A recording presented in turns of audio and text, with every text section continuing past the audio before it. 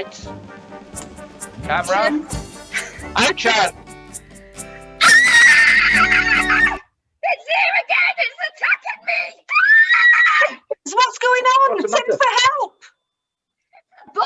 It's on the path in front of me with its tusks! I can see it! Close the chicken coops. Bring in the sheep. Keep away from the homesteads.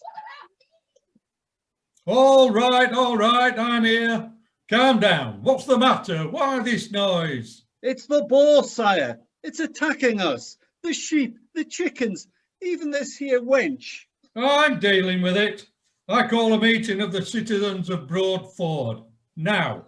And time too. This has gone on long enough. Something must be done.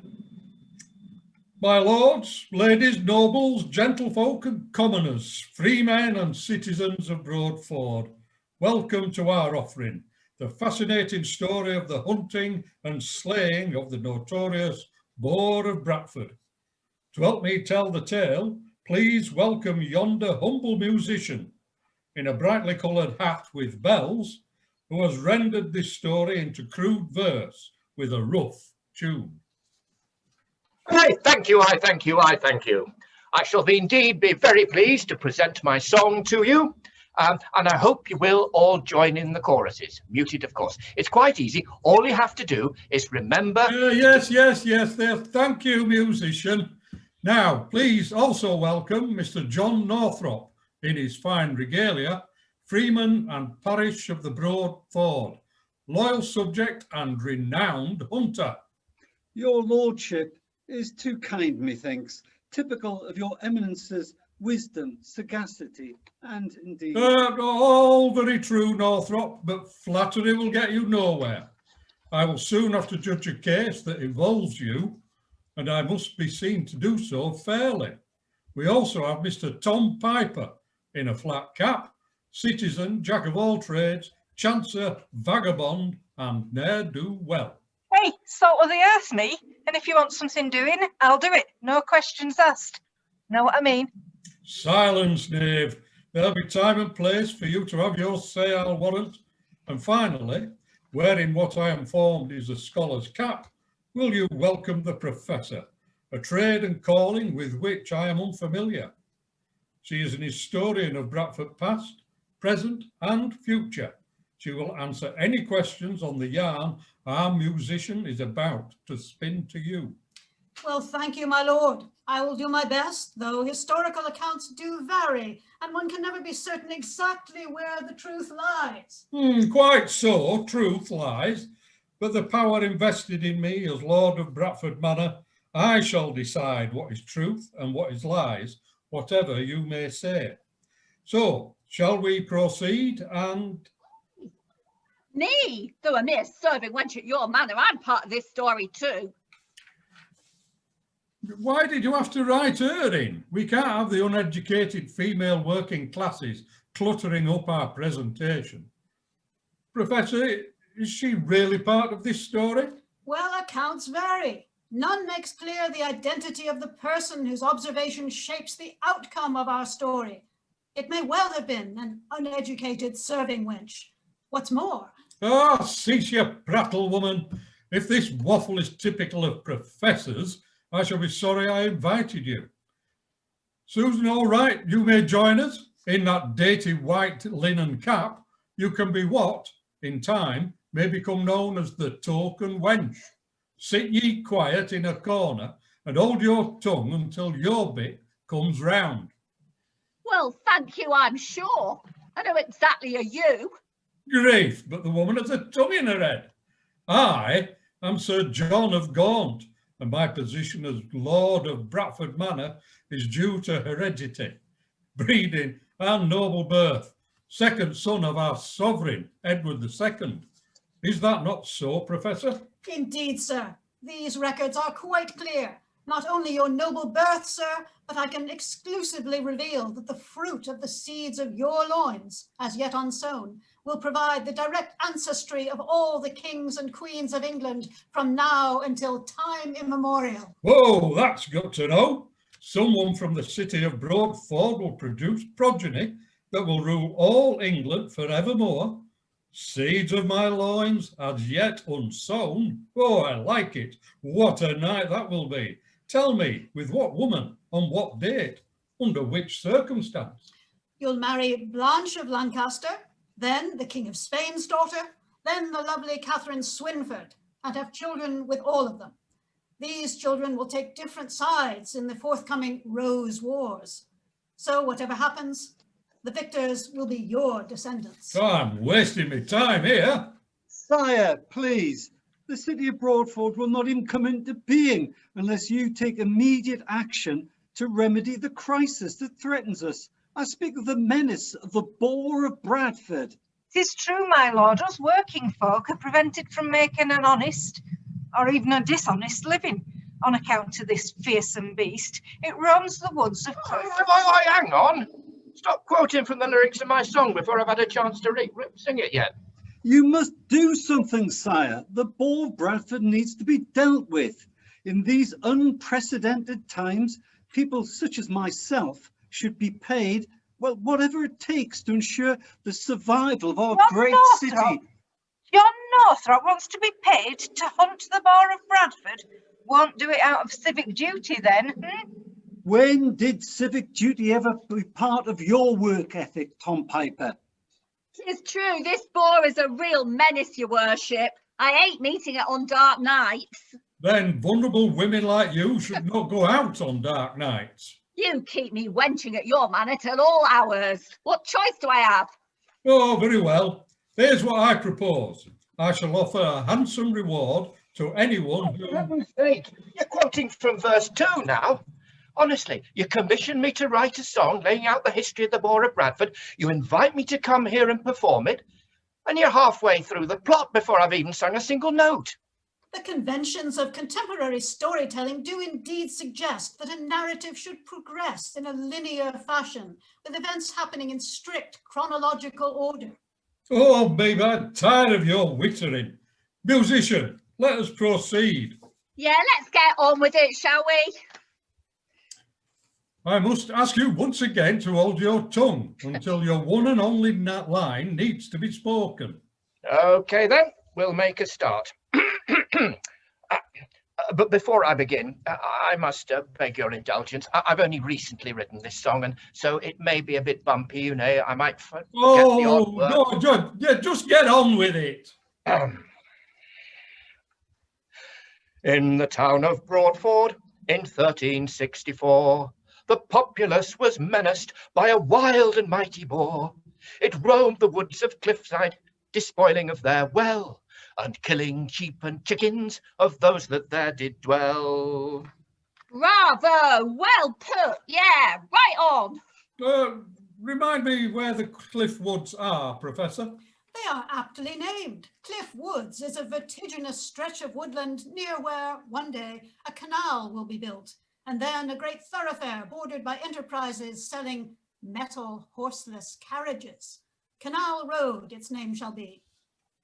How do you know it was 1364? Well, accounts vary. It was sometime in the mid to late 14th century, as that's when Sir John of Gaunt was in charge here. Well, why so specific then? 1364? It could have been any time. 1362, 1363, 1366. There is a convention in musical circles called artistic license that allows songwriters to adjust dates to suit artistic purposes. 1364, you see. 1364, it scans and rhymes with Boar. While 1362, well, it might be a wild gnu. And 1363, a very poisonous bee. Or 1366, a herd of wild pigs. Aha, yes, pigs. That reminds me, Tom Piper. Where's that pig that you stole from me? What pig? I never touched a pig. No. You were seen running away with it. I tried that case, by which time the ensuing meat had been consumed. Tom Piper was suitably chastised, and the matter is now closed. Why is it called the 14th century when the years are all 13 something? Please, can we move on? Our musician friend tells me he has written innumerable verses. Well, the next verse involves you, sire. The Lord of Bradford Manor to his people he did say, Who'll rid us of this fearsome beast, if anyone can slay, and bring me back its carcass, or even just its head? I shall reward them handsomely, on proof they've laid it dead. beware the Boar of Bradford that round Cliff Woods did roam. If someone kills that fearsome beast, we'll safe be in our homes. Now that bit was the chorus. It happens after every second verse, and I'd really be grateful if you could join in if you can. Shall we try it again? Hang on a minute, hang on. This handsome reward. Let's get this straight. So you don't personally need to be there at the kill, and you don't need to see the full carcass. Just its head'll do. Well, I'll need proof that the boar is dead and of who has killed it. The head would suffice, but no, I can't be following you around watching everything you do. A time will come when that will indeed be possible, sire. CCT. Not in my lifetime. Proceed. But here's no easy problem. The boar was wild and strong, and certainly could kill you with its tusks so sharp and long, more ferocious than the Severn boar that plagues the fair southwest, while the flaxen hairy London boar is little more than jest. Too right. Yorkshire boars are biggest and bestest. Could the Boar of Bradford really kill you? Well, quite possibly. Extremely large boars like this one could charge at you, jerk their heads upwards, and slice their sharp, upwards pointing tusks into, well, the very top of your legs. Ooh, I don't want to think about that. Ooh. It's essential that we protect his lordship from such injury. What with him responsible for spawning all the future kings and queens of England. Now, for 100 ducats, I told you the reward will be handsome. That should be enough for you.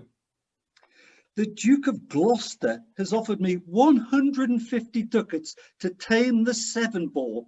I could easily do the same. Oh, really more ferocious than all those southern animals? I've never heard of them. Well, some of these beasts are yet to come and may take different forms. But yes, indeed, the Bradford boar reigns supreme. So it is said. Myth. Myth? That's a bad lisp. Musician, proceed. Our protagonists are waiting. John Northrop and Tom Piper both sought the promised prize. Northrop was an honest man, Piper prone to lies. Northrop took his bow and spears and by the well did stand. Piper watched behind a tree, hatching cunning plans. Hey, hang on. Character assassination. Prejudicing any future jury. How will I get a fair trial? Right soon the great boar did appear, the well its thirst to slake. Northrop loosed his arrows and speared until he ached.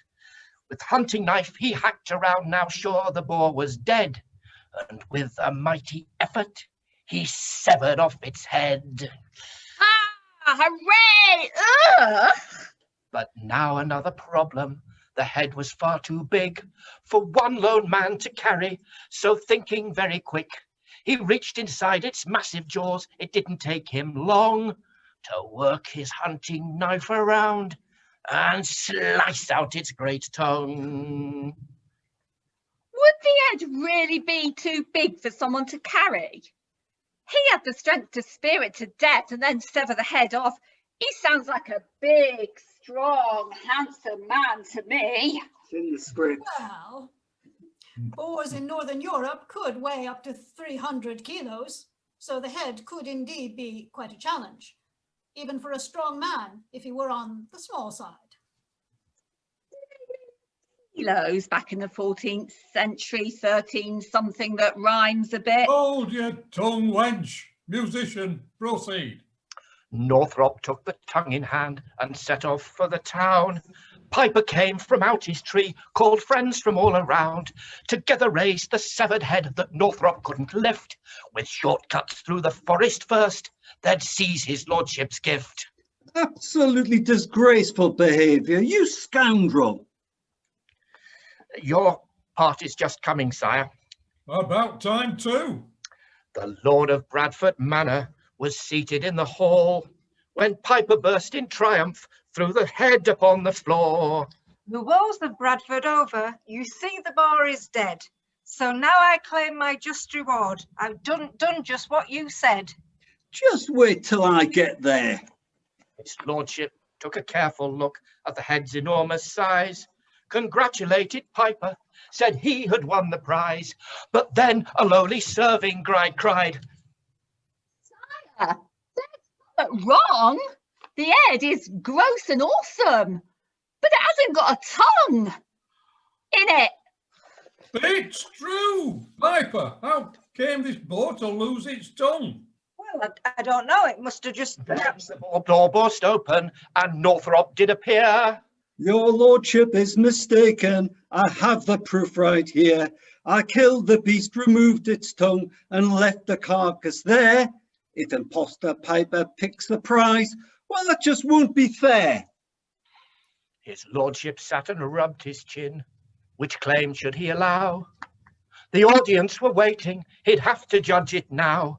Northrop was an honest man, his reputation big. Piper pickled peppers and was known for stealing pigs. I know you pig thief Pipers, and did not your uncle Pied lure children to a mountain cave and lock them up inside? I gave the prize to Northrop, his story stands up well. You Pipers are a scurvy lot, and you can rot in hell. Shall we do the chorus now? We've missed it out several times, so here goes. Beware the boar of Bradford that round Cliff did roam. If someone kills that fearsome beast, we'll safe be in our homes. Your prize, O noble Northrop, a tidy plot of land, right here in central Bradford, where developments are planned. I have a wondrous vision, new markets opening here, and you must bring your hunting horn and blow it thrice a year. Blow my horn 3 times a year? What's that all about? Well, that is a very important function, to herald that visitors to the market will be given a formal armed escort. Lots of brigands in the surrounding area, you see. Hang on, are you sure this plot of land's in Bradford and not in the distant village of Great Horton? Well, technically you are right, but for satirical or humorous effect, musical artists often present facts that are not actually factually exactly accurate. You can say that again. I'd rather not. I think his lordship would like to conclude proceedings before eventide. Thank you, musician, and silence everyone. I shall continue with my judgment. As for scoundrel Piper, I've heard your name enough. Why don't you take an honest trade? Go and try and weave some cloth. Oh, there might be some money in that. I've a mate called Tim Salt. His great-great-great-great-grandfather, someone called Sir Titus, wool magnet.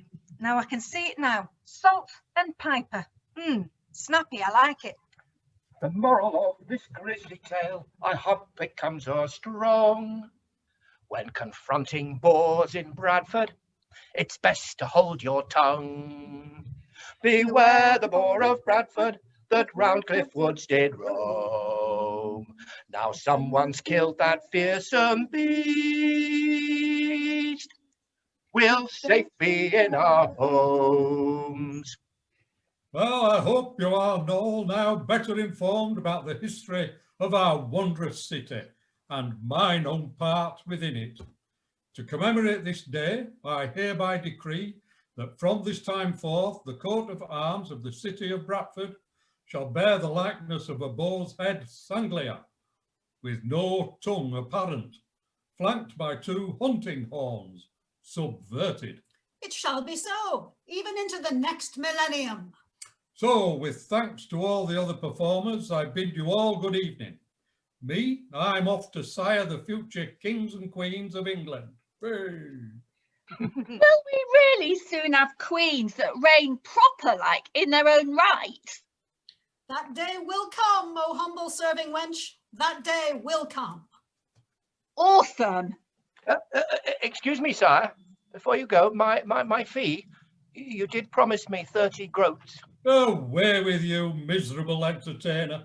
Your performance was of insufficient quality to justify such expenditure from the public purse. Go whistle.